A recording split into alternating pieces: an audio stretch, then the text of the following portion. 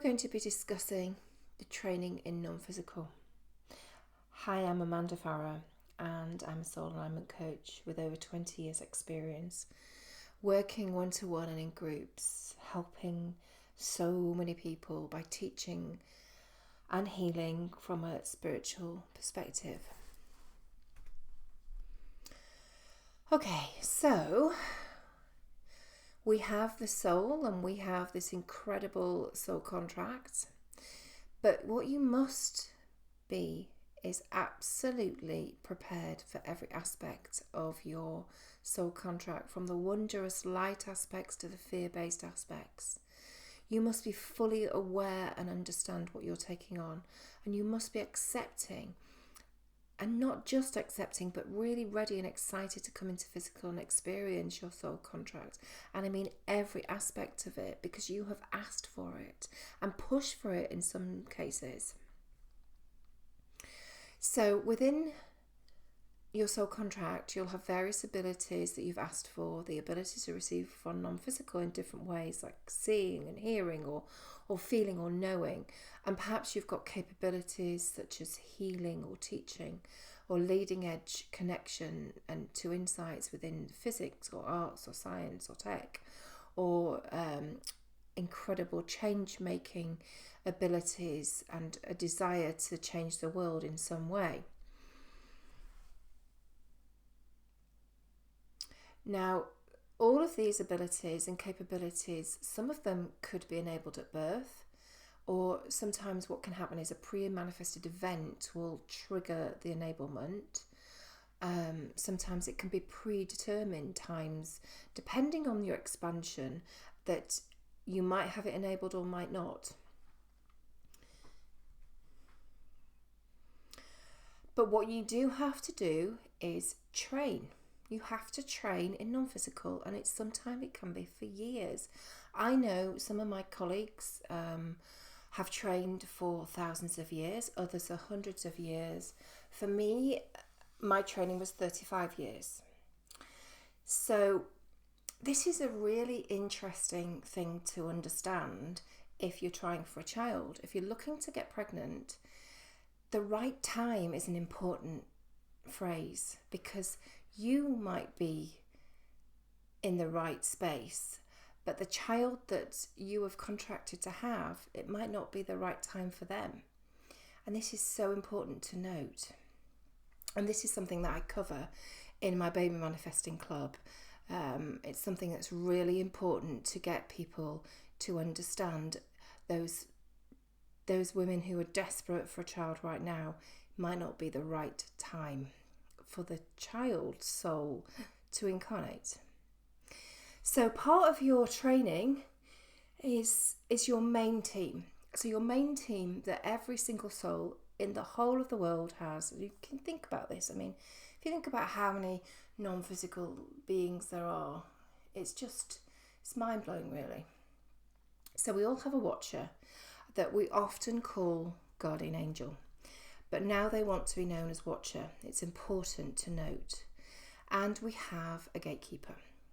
So the gatekeeper is a really highly evolved soul, depending on where you are in non-physical in terms of your higher self, because your team of non-physical beings and any kind of access point to non-physical all goes through your gatekeeper.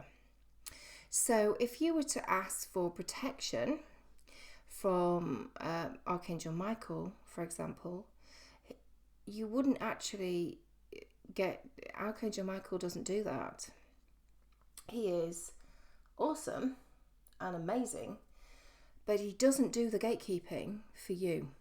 Your gatekeeper does, but your team, your higher self and gatekeeper know what you're asking for. And actually it's not protection from anything that's bad, because there is no bad in non-physical. That is something that is actually not correct. There is no evil, there is no low vibration, there is only love. It's the translation through your own low vibration that can perceive love in the incorrect way and see only fear. So your watcher and your gatekeeper are there with you. My watcher is a beautiful Indian lady called Samia, who does a lot of dancing. She's constantly dancing. And my gatekeeper is Joseph. Really powerful, amazing beings. And they are often, if not always, old friends of your higher self. Your higher self will have had an incarnation that was part and parcel with the watcher, with the gatekeeper. And they will have, often the gatekeeper is always your higher self. It's worked with your higher self for millennia. That's how long the relationships last, because of course it's eternal. So the soul of your higher self, previous incarnation, often becomes part of your non-physical team. Like Sarah, Angela's previous incarnation, that was around in the late 1800s, she is part of my team. In fact, she's one of my main guides because her soul contract was very similar to mine and she cracked it. She did a great job with it. So she's here to help me. And then we often will have ancestral guides. That tends to happen to begin with as kind of like the initial connection to your non-physical team, because it's less frightening if your grandma comes to see you in the night and you perceive your grandma than it is for some random other entity to arrive, and it helps you connect into non-physical. But they don't tend to stay within your guide team if you're highly evolved. They tend to pop off and allow other guides to come in as you expand through your path. So we also have specialists in your capabilities, and they will be ascended masters, archangels, and other universal beings. So the ascended masters are the ones that reside on the 25th dimension. These ones are awesome. And the archangels, there are many of them, they reside on the ultimate dimension. And the other universal beings are from other universes. I know it sounds a bit weird, and I concur when I first heard about it, but I want you to feel into the truth of you and start remembering, because your team, I have this awesome team, you have an awesome team, but you don't just have an awesome team, you know them. They are friends of yours, and you have spent years in non-physical training with them, understanding the capabilities and working with them and having fun relationships with them.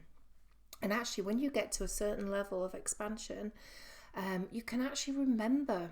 You can go and remember. You can allow the remembering energy to flood over you. You can remember your experiences.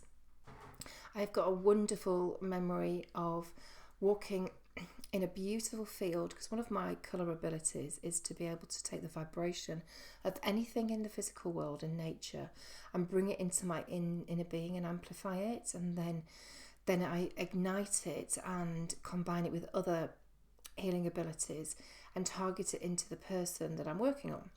So I have this incredible ability to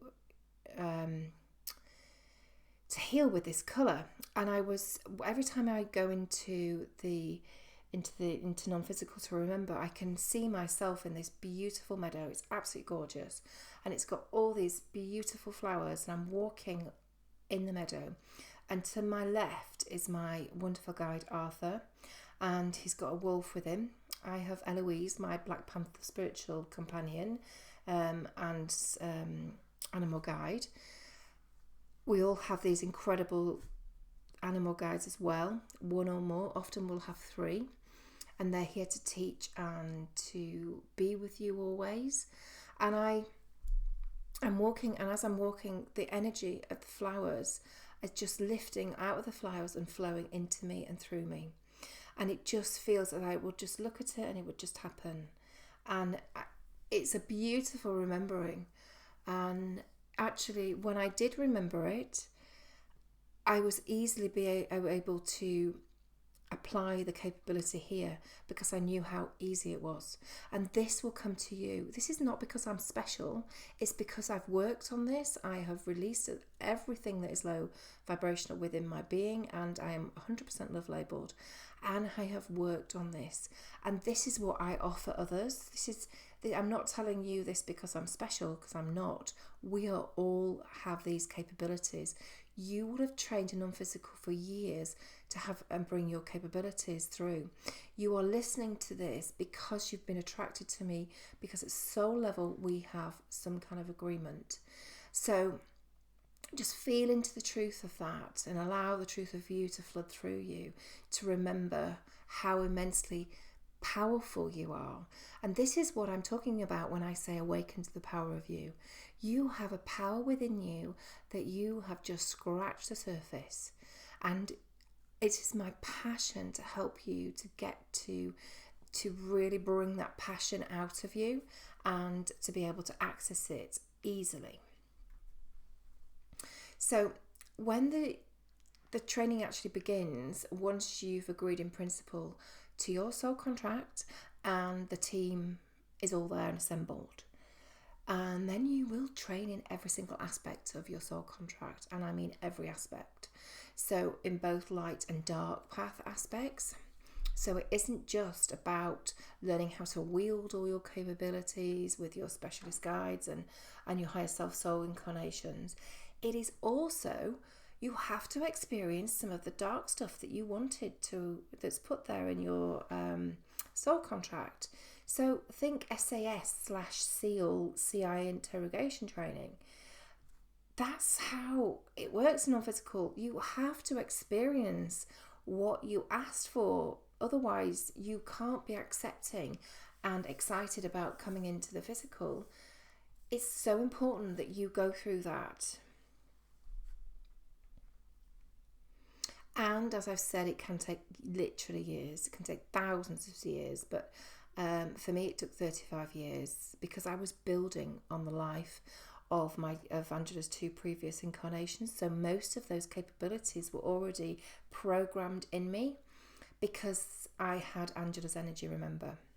And if you are not sure what I'm talking about, go ahead and listen to the creation of the soul and the creation of the soul contract, and that will explain what I mean about that.